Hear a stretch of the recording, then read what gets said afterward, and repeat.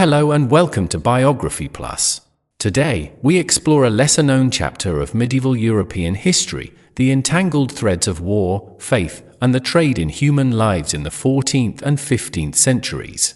We will investigate what historians do know, and where the gaps remain about the enslavement of Muslims and Christians, the decline of Muslim populations in parts of Europe, and how slavery shaped societies along the Mediterranean. By the 1100s and 1200s, Muslim powers in Iberia, Sicily, and parts of southern Italy had established themselves as influential political and cultural forces.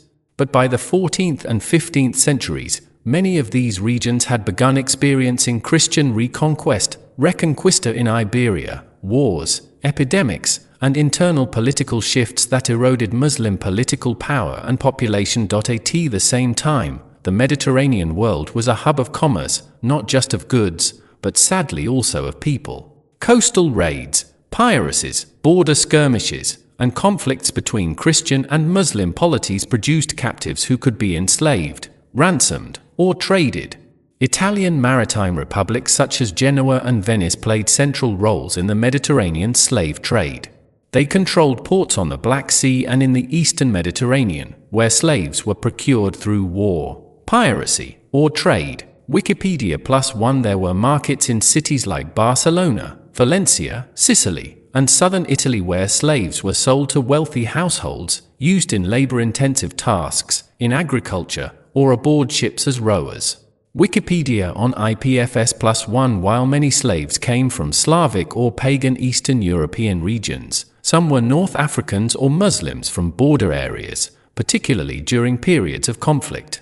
However, the evidence is less clear about the scale of Muslim slave populations in southern European urban markets.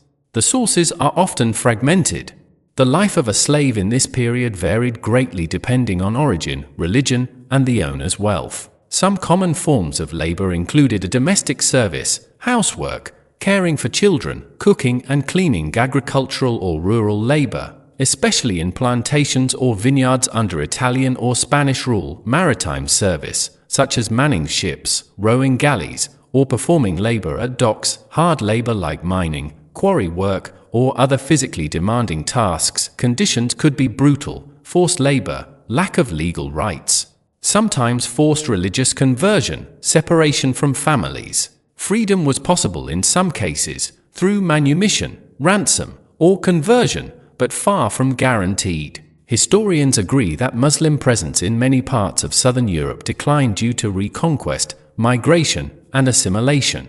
But whether this decline directly caused a large increase in the enslavement of Muslims is not conclusively proven in all regions. Some sources do confirm Muslims were enslaved in Christian lands, especially during border raids or when treaties broke down. But the idea that Muslims composed the majority of slaves in cities like Palermo, Naples, or Marseilles at all times is not fully backed by surviving records. Additionally, religious norms sometimes placed restrictions. In many Christian societies, enslaving fellow Christians was viewed as illegitimate. Similarly, Muslim law often discouraged enslaving Muslims, though these norms were not always respected.